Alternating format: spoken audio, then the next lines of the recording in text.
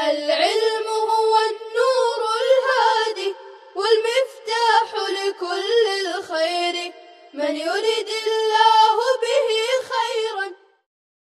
بسم اللہ الرحمن الرحیم الحمد للہ رب العالمین الحمد للہ حمدا کثیرا طیبا مبارکا فیہ سبحان اللہ وبحمدہ سبحان اللہ العظیم وصلی اللہ وسلم علی نبینا محمد وعلی آلہ واصحابہ وبارک وسلم تسلیما کثیرا کثیرا. بسم اللہ الرحمن الرحیم. وموت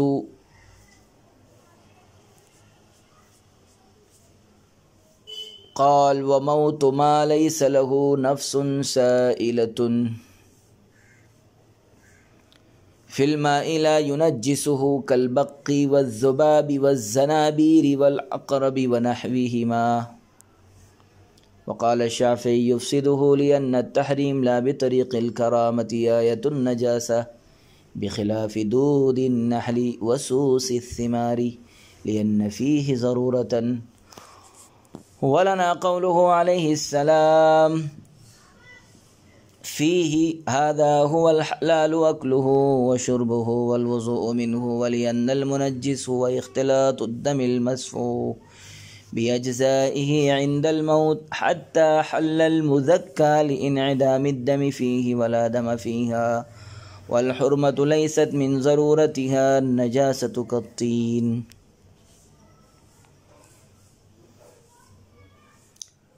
اور پانی میں اس جانور کا مرنا جس میں بہنے والا خون نہیں ہوتا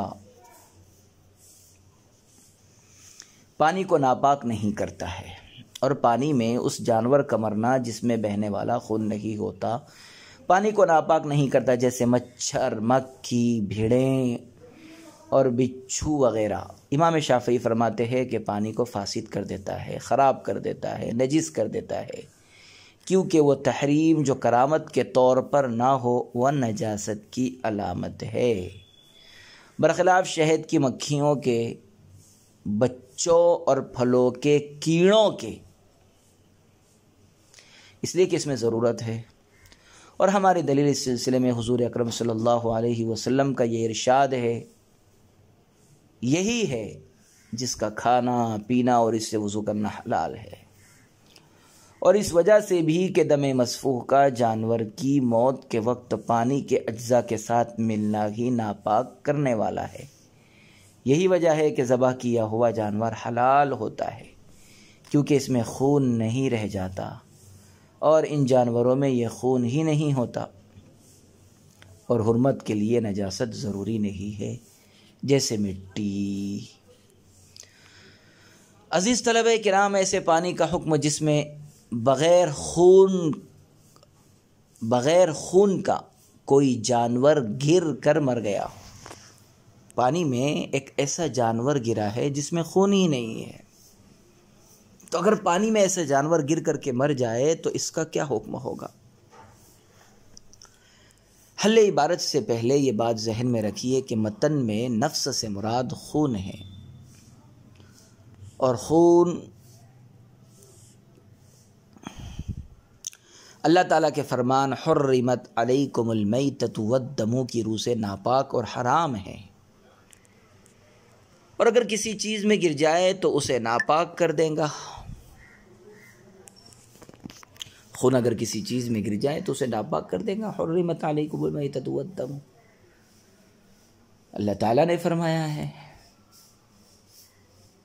اس آیت کریمہ کی روح سے وہ ناپاک ہے، حرام ہے. کسی چیز میں اگر گر جائے تو اسے ناپاک کر دے گا. متن میں جو مسئلہ بیان کیا گیا ہے وہ اسی خون پر متفرع ہے، جس کی تفصیل یہ ہے کہ اگر پانی میں کوئی ایسا جانور گر کر مر جائے جس میں بہنے والا خون نہیں ہوتا ہے، جیسے مکھی، بچھو، بھیڑ وغیرہ، تو ان جانوروں کے مرنے سے ہمارے یہاں پانی ناپاک نہیں ہوگا. لیکن امام شافعی رحمہ اللہ تعالی پانی کی نجاست اور اس کے فاسد خراب ہونے کے قائل ہیں.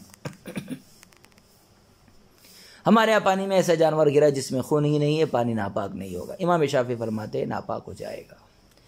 امام شافعی کی دلیل یہ ہے کہ مرا ہوا جانور حرمت علیکم المیتۃ والدم کی صراحت کے پیش نظر حرام ہے، حرام ہے، صاف بات ہے، حرمت علیکم المیتۃ والدم ولحم الخنزیر۔ اور ہر وہ تحریم جو کرامت اور بزرگی کے طور پر نہ ہو وہ نجاست کی علامت ہے۔ کسی بھی چیز کا حرام ہونا اگر وہ کرامت اور بزرگی کے طور پر نہ ہو تو وہ اس چیز کی نجاست کی علامت ہے۔ ہر وہ تحریم جو کرامت اور بزرگی کے طور پر نہ ہو وہ نجاست کی علامت ہے، اور چونکہ میتہ کی تحریم کرامت کے قبیل سے نہیں ہے اس لیے وہ بھی نجاست کی علامت ہوگی، اور اس کے پانی میں گر جانے سے پانی ناپاک ہو جائے گا۔ صاحب کتاب نے لا بطریق الکرامتی کہہ کر کے انسان کو خارج کیا ہے، اس لیے کہ اگر کوئی پاک انسان پانی میں گر کر مر جائے تو اس کی موت سے وہ پانی ناپاک نہیں ہوگا، کیونکہ اگرچہ یہ میتہ ہے اور حرمت علیکم المیتۃ کے ضمن میں داخل ہے مگر پھر بھی مردار انسان نجاست کی علامت نہیں ہے، اس لیے کہ اللہ تعالیٰ نے انسان کو جمیع اجزاء سمیت بطور تکریم و تعظیم حرام قرار دیا ہے۔ اللہ تعالیٰ نے انسان کو جمیع اجزاء سمیت بطور تکریم و تعظیم حرام قرار دیا ہے، نہ کہ بوجہ نجاست۔ لہذا جب انسان میں نجاست نہیں ہے تو پانی میں اس کے گرنے سے کوئی فرق بھی نہیں پڑے گا، اس لیے کہ یہاں پر حرمت جو ہے وہ بطور کرامت اور بزرگی کے ہے، لہذا یہ نجاست کی علامت نہیں ہوگی۔ اسی طرح اگر شہد کی مکھی کے بچے شہد کے چھتے میں مر گئے یا پھلوں کے کیڑے پھل میں مر گئے تو اس سے نہ تو شہد ناپاک ہوگا اور نہ ہی پھل کی صحت اور طہارت پر کوئی آنچ آئے گی، اس لیے کہ عقلاً اور قیاساً تو یہ بھی آیت کریمہ کے تحت آ کر حرام ہونے چاہیے، مگر ضرورت کے تحت انہیں حلال اور مباح قرار دیا گیا ہے، کیونکہ ضرورت کے متعلق فقہ کا اصول یہ ہے الضرورات تبیح المحظورات، یعنی ضرورتیں ممنوع چیزوں کو بھی مباح کر دیا کرتی ہیں۔ ہماری دلیل وہ حدیث ہے جو کتاب میں مذکور ہے، مگر یہ حدیث مختصر ہے، پوری حدیث یوں ہے۔ عن سلمان رضی اللہ عنہ قال سئل عن النبی صلی اللہ علیہ وسلم عن اناء فیہ طعام او شراب يموت فیہ ما لیس له دم سائل فقال هو الحلال اکلہ وشربہ والوضوء منہ الحدیث، یعنی آپ صلی اللہ علیہ وسلم سے اس برتن کے متعلق دریافت کیا گیا جس میں کھانے پینے کی چیزیں ہوں اور اس میں کوئی ایسا جانور گر کر مر جائے جس میں بہنے والا خون نہیں ہوتا، اس پر آپ نے فرمایا بھائی اس چیز کا کھانا پینا اور وضو کرنا حلال ہے اور شرعاً کوئی قباحت نہیں ہے۔ یہ حدیث اس سلسلے میں نہایت واضح دلیل ہے کہ جس جانور میں دم مسفوح نہ ہو، بہنے والا خون نہ ہو، اس کے گرنے اور مرنے سے پاک اور حلال چیزیں ناپاک اور حرام نہیں ہوتی ہے۔ عزیز طلبہ کرام، دوسری عقلی دلیل یہ ہے کہ اصل ناپاک کرنے والی چیز جانور کی موت کے وقت دم سائل بہنے والے خون کا پانی کے اجزاء سے ملنا اور اس میں گھلنا ہے، اور جب ان جانوروں میں بچھو، بھیڑ، پسو وغیرہ میں دم سائل ہوتا ہی نہیں، ان جانوروں میں بہنے والا خون ہوتا ہی نہیں، تو ظاہر ہے کہ ان کے مرنے سے پانی میں خون کا اختلاط اور ملنا اور گھلنا بھی نہیں ہوگا، اور جب اختلاط دم نہیں ہوگا تو پانی ناپاک بھی نہیں ہوگا۔ لأن المنجس هو اختلاط الدم المسفوح ولم یوجد ہنا، ناپاک کرنے والی چیز دم سائل کا ملنا ہے اور وہ یہاں نہیں پایا گیا، لہذا پانی ناپاک نہیں ہوگا۔ صحیح ہدایہ عقلی دلیل کو ایک نظیر کے ذریعے مزید مستحکم کرتے ہوئے فرماتے ہیں کہ ذبح کیا ہوا جانور حلال ہوتا ہے اس لیے کہ اس میں سے دم مسفوح خارج ہو جاتا ہے، تو جب دم مسفوح ہونے کے بعد نکل جانے سے نکل جانے سے جانور پاک اور حلال ہو جاتا ہے. ذبح کرنے کے بعد دم مسفوح نکل جانے سے جانور پاک اور حلال ہو جاتا ہے. تو وہ جانور جن میں دم مسفوح سرے سے ہوتا ہی نہیں وہ تو بدرجہ اولا پاک رہیں گے. والحرمت لیست من ضرورتها النجاست کالطین. یہاں سے امام شافعی رحمۃ اللہ علیہ کے استدلال کا جواب ہے، جس کا حاصل یہ ہے کہ التحریم لا بطریق کرامتی آیت النجاستی کہہ کر بھیڑ وغیرہ کو ناپاک قرار دینا درست نہیں ہے، اس لیے کہ حرام ہونے والی چیز کے لیے ناپاک ہونا ضروری نہیں ہے. ایک چیز حرام ہے تو اس کے لیے ضروری نہیں ہے کہ وہ ناپاک ہی ہو. حرام ہونے والی چیز کے لیے ناپاک ہونا کوئی ضروری نہیں ہے. مثلا مٹی ہی کو لے لیجئے کہ مٹی حرام ہے مگر ناپاک نہیں ہے. تو ایک چیز حرام ہو سکتی ہے لیکن اس کا حرام ہونا اس بات کی علامت اور دلیل نہیں ہے کہ وہ ناپاک ہے. بہت ساری چیزیں حرام ہوتی ہے لیکن وہ ناپاک نہیں ہوتی ہے، جیسے مٹی. وَمَوْتُ مَا يَعِيشُ فِي الْمَاءِ فِيهِ لا يفسده كالسمك والضفدع والسرطان. وقال الشافعي رحمه الله تعالى يفسده إلا السمك لما مر ولنا أنه مات فيه معدنه فلا يعطى له حكم النجاسة كبيضة حال مخها دما ولأنه لا دم فيها إذ الدموي لا يسكن في الماء والدم هو النجس. وفي غير الماء قيل غير السمك يفسده لانعدام المعدن وقيل لا يفسده لعدم الدم وهو الأصح. والضفدع البحري والبري سواء وقيل البري يفسده لوجود الدم وعدم المعدن. وما يعيش في الماء ما يكون توالده ومثواه في الماء ومائي المعاش دون مائي المولد مفسد. اور پانی میں اس جانور کا مرنا جو پانی ہی میں زندگی گزارتا ہے پانی کو فاسد نہیں کرتا، جیسے مچھلی، مینڈک اور کیکڑا. امام شافعی رحمۃ اللہ علیہ فرماتے ہیں کہ مچھلی کے علاوہ دیگر جانور پانی کو فاسد کر دیتے ہیں، ناپاک کر دیتے. مچھلی کے علاوہ دیگر جانور اگر پانی میں گر کر پانی میں مر جاتے ہیں تو وہ پانی کو ناپاک کر دیں گے. اس دلیل کی وجہ سے جو گزر چکی. ہماری دلیل یہ ہے کہ وہ جانور اپنے معدن میں مرا ہے، لہذا اسے نجاست کا حکم نہیں دیا جائے گا. جیسے وہ انڈا جس کی زردی خون میں تبدیل ہو گئی ہو، اور اس لیے بھی کہ اس میں خون نہیں ہوتا کیونکہ خون والا جانور پانی میں نہیں رہتا اور خون ہی ناپاک ہوتا ہے.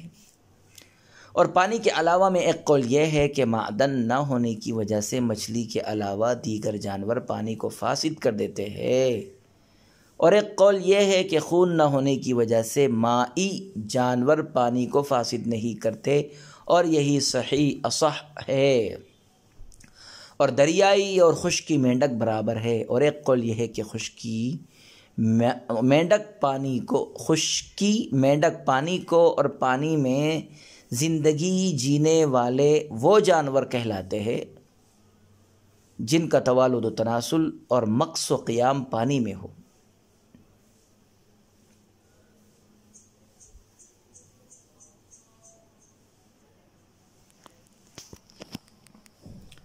اور وہ جانور جو پانی میں رہتا ہو لیکن اس کا توالد و تناسل پانی میں نہ ہو تو یہ بھی مفسد ماء ہیں.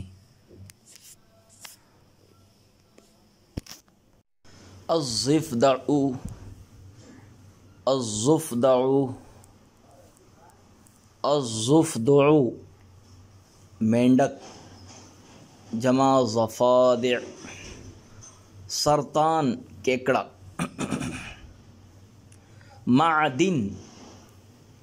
معدن پائے جانے کی جگہ، وطن ٹھکانہ.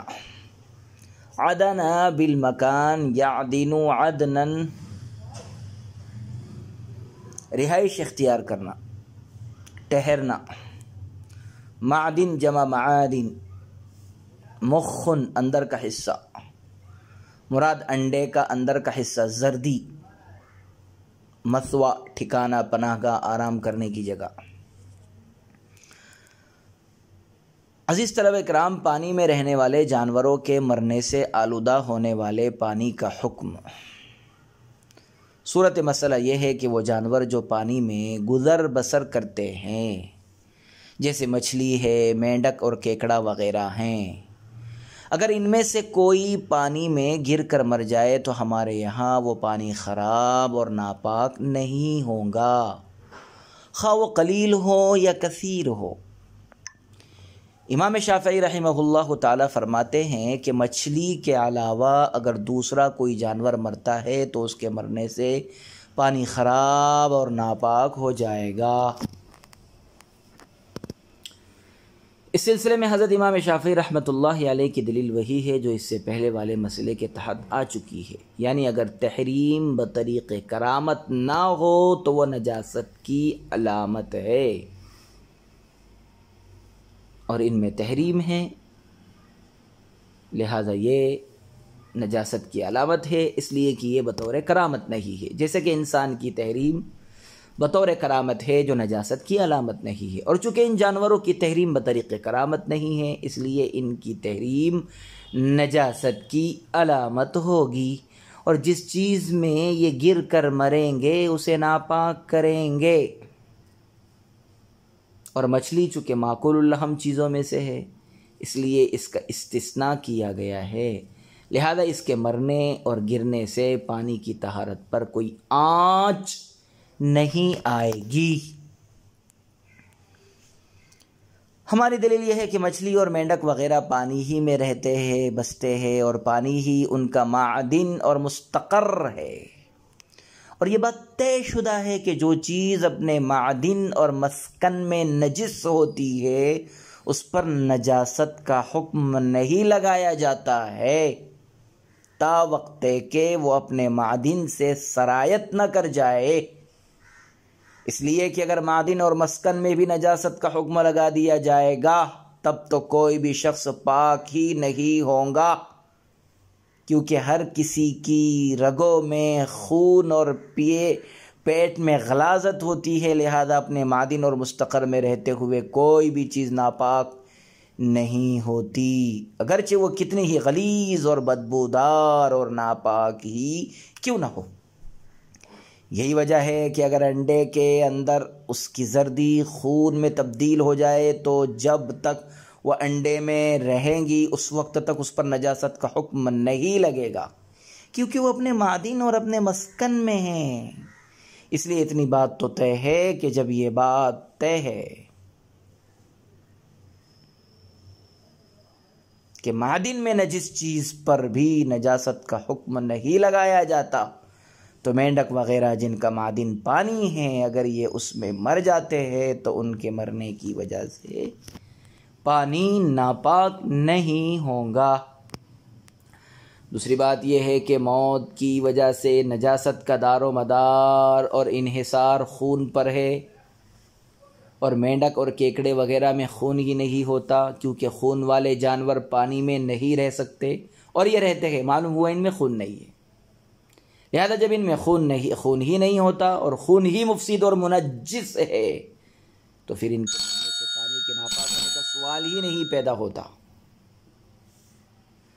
وفی غیر الماء، معدن اور مسکن کو ذہن میں رکھ کر یہ مسئلہ دیکھیے۔ اس کی تفصیل یہ ہے کہ اگر مینڈک یا اور کوئی آبی پانی میں رہنے والا جانور پانی کے علاوہ کسی دوسری چیز مثلا سرکہ، جوس اور دودھ وغیرہ میں گر کر مر جائے تو اس چیز کی طہارت یا عدم طہارت کا کیا حکم ہے؟ اس سلسلے میں حضرات فقہا کی دو رائے ہیں۔ پہلی رائے تو یہ ہے کہ اگر مچھلی کے علاوہ دوسرا کوئی آبی جانور سرکے، دودھ وغیرہ میں گر کر مر جائے تو اسے فاسد اور نجس کر دے گا، کیونکہ یہ اپنے معدن سے ہٹ کر دوسری چیز میں مرا ہے، اس لیے اب اس پر نجاست کا حکم لگایا جائے گا۔ اس کے قائلین محمد ابن سلمہ، نصیر ابن یحییٰ وغیرہ ہے، اور امام ابو یوسف رحمہ اللہ تعالیٰ سے بھی ایک روایت یہی ہے۔ دوسری رائے یہ ہے کہ اس صورت میں سرکہ وغیرہ نجس نہیں ہوگا، کیونکہ نجاست کا دار و مدار بہنے والے خون پر ہے، اور ان جانوروں میں بہنے والا خون ہوتا ہی نہیں۔ یہ رائے محمد ابن مقاتل وغیرہ کی ہے، اور حضرت امام حسن نے امام اعظم سے ایک روایت میں اسی کو نقل کیا ہے۔ صاحب ہدایہ نے وَهُوَ الْأَصَحُّ کہہ کر اسی دوسری رائے کو ترجیح دی ہے کہ ناپاک نہیں ہوں گے سرکہ، دودھ وغیرہ۔ وَالضَّفْدَعُ فرماتے ہیں کہ دریا اور خشکی دونوں جگہ کے مینڈک حکم میں برابر ہے۔ بری اور بحری مینڈک حکم میں دونوں برابر ہے، اور دونوں کے مرنے سے پانی وغیرہ ناپاک نہیں ہوتا۔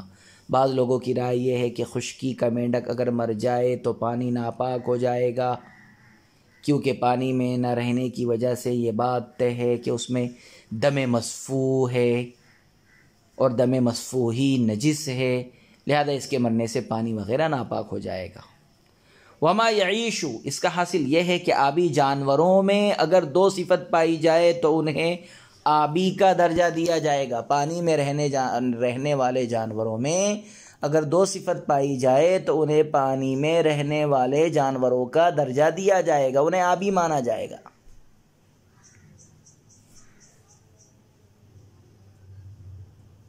نمبر 1، ان کا مسکن پانی ہو، رہائش کی جگہ پانی ہو۔ نمبر 2، ان کے انڈے بچے بھی پانی ہی میں ہوں۔ یہی وجہ ہے کہ اگر کوئی جانور رہتا تو پانی میں ہو، لیکن اس کے انڈے بچے پانی میں نہ رہتے ہو، جیسے بطخ وغیرہ، تو اس کے پانی میں مرنے سے، اس طرح کا جانور جو رہتا ہے پانی میں لیکن انڈے بچے پانی میں نہیں رہتے، اگر ایسا جانور پانی میں مرا تو اس کے پانی میں مرنے سے پانی ناپاک ہو جائے گا، اس لیے کہ یہ صرف ایک وصف کے اعتبار سے آبی ہے، جبکہ حقیقی آبی ہونے کے لیے دونوں وصف ضروری ہے، وہ رہتا بھی ہو پانی میں، اس کا مسکن اور معدن بھی پانی ہو، اور اس کے انڈے بچے بھی پانی میں ہی ہو، اور یہ ایسے نہیں ہے، لہذا ان کے پانی میں مرنے سے پانی ناپاک ہو جائے گا۔ وصلی اللہ وسلم علی نبینا محمد وعلی آلہ واصحابہ وبارک وسلم تسلیما کثیرا کثیرا۔ السلام علیکم ورحمۃ اللہ وبرکاتہ۔ السلام عليكم، لا تنسوا الاعجاب بالفيديو والاشتراك في القناة تشجيعا لنا لنستمر بنشر المزيد إن شاء الله.